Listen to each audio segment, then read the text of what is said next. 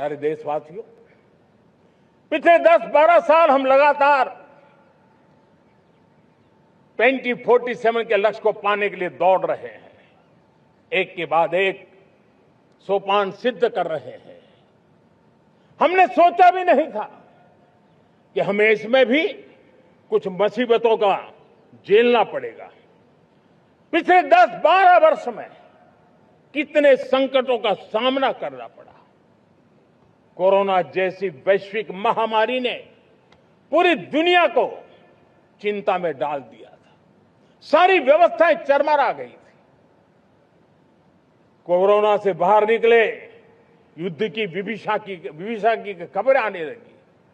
कहीं यूक्रेन तो कहीं पश्चिम एशिया, हर जगह पे तनाव का माहौल। और पता नहीं भविष्यवेत्ताओं ने तो न जाने क्या क्या घोषणाएं कर दी थी। देश को डराना, देश को भयभीत रखना, देश को चिंतित रखना, इसी में कुछ लोगों को आनंद आता है।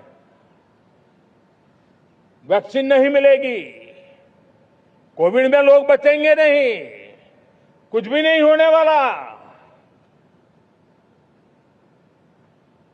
वेस्ट एशिया का क्राइसिस आया, पेट्रोल पंप पे पेट्रोल नहीं मिलेगा, गैस नहीं मिलेगा, डीजल नहीं मिलेगा, फर्टिलाइजर नहीं मिलेगा।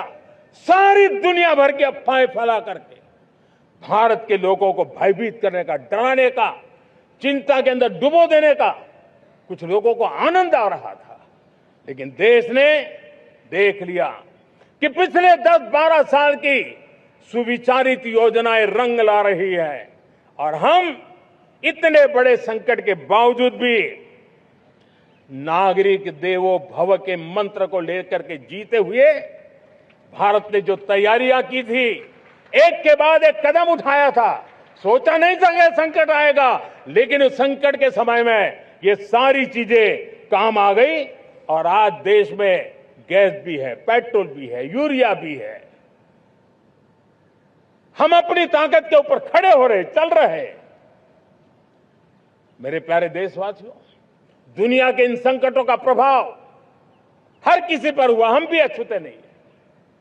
यूरिया के दाम दुनिया में 3,000 रुपया पहुंच गए एक बोरी का।